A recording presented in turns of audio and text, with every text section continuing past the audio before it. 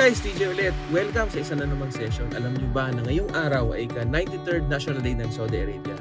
Tara, samahan niyo ako at mag-ikot tayo sa buong Riyadh at tingnan natin kung anong nangyayari at anong mga kaganapan ang meron sa araw na ito. Curious din ako. Tara, let's go!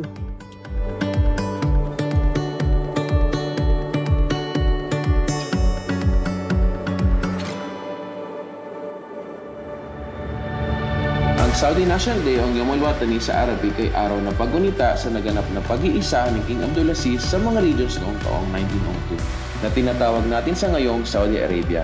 Sa araw din na ito, nagaganap ang selebrasyon ng mga tao sa kalsada na kung saan iwinawagayway nila ang kanilang bandila na kung tawagin ay alam sa Arabic, simbolo ng pagmamahal nila sa bansa.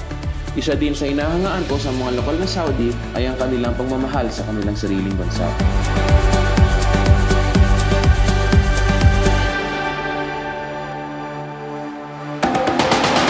Dito makikita din natin na nagkukulay berde ang halos lahat sa mga establishmento na tila sumisimbolo din sa kulay ng kanilang bandila. Madami din ang nagtitinda ng memorabilia or souvenirs sa daan. Iba't ibang klase ng kultura at nasyonalidad kasama ang kanilang pamilya at mga kaibigan ang nakikiisa sa selebrasyon na ito. At syempre, kauuli pa ba naman tayong mga kabayan? Karamihan ay mga Pinoy din.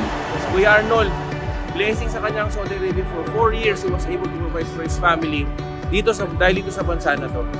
Binabati ko po ang aking pamilya dyan sa Luna Isabela.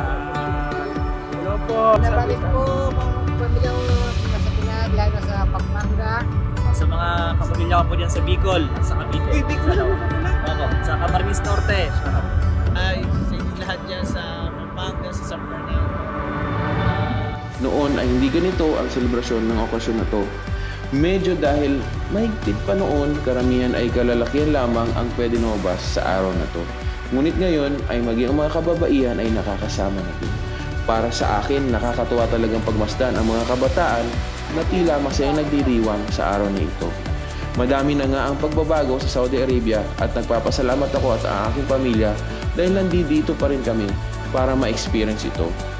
Maraming salamat sa aming mahal na pangalawang tahanan, Saudi Arabia.